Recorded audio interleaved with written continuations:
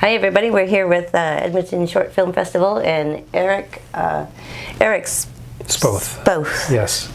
Is here to talk about his movie Lot. Yeah, so Lot is the name of the character, and it's based on a folk tale called How Much Land Does a Man Need? So it explores this idea of what it means to own something, especially to own land, and the kind of the clash between the indigenous view of land stewardship and the kind of colonial view of that. And so I adapted the story from taking place in the Russian tundra to the Alberta wilderness, and I kind of set it in the context of Amber Valley, Alberta, where African migrants settled the land in Amber Valley, and so my story adapts elements from some of Alberta's history, but it's not a historic drama. It's a folk tale with elements borrowed from these ideas. So it's basically about a guy who's given the opportunity to have as much land as he can walk around in one day. But the rule is he's got to be able to make it back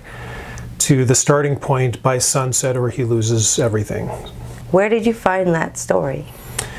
I go to Russian literature. I love Russian literature. There's just so many Dostoevsky, Tolstoy, Chekhov. There are so many great sort of morality tales that, in Tolstoy's case, are in the public domain. So anybody can adapt these stories, and a lot of them are short stories, so they lend themselves well to the medium. There are gems out there that no one knows about. Yeah, well, some do. Some have already adapted the story. I've tried to do something a little unique with my interpretation. When did you start making this? Well, I wrote the script 15 years ago, and we applied for funding, were rejected for years, and so it wasn't until 2019, 2020 that we actually filmed it. And I say 2020 because we filmed seasonal pickups out in the wilderness just east of Edmonton. So yeah, it's been brewing for a while, but shot it 2 years ago, and this short is kind of a concept piece for a larger scale version of the film that we've got planned. So something to build into. Yeah. Oh, what have you always been in Edmonton?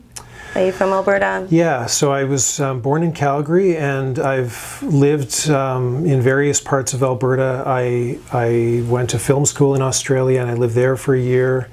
And yeah, eventually I moved out into the country. So once I had kids, I moved to an acreage east of Edmonton.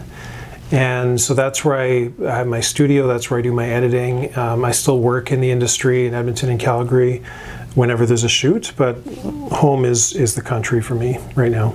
Yeah, I can see why. Yeah. I kind of wish I didn't have my big old house in the city anymore, and I did have a farmhouse. Yeah, I'm lucky. I think many artists need that kind of retreat, a place to go to after the chaos of production, to be able to kind of create in a quiet environment, for me at least. Yeah. That would be kind of stressful. What was it like trying to find your cast and crew? The crew are people I love to work with, and I've worked with before. Almost all of them have been people I've used in my other dozen or so shorts that I've done.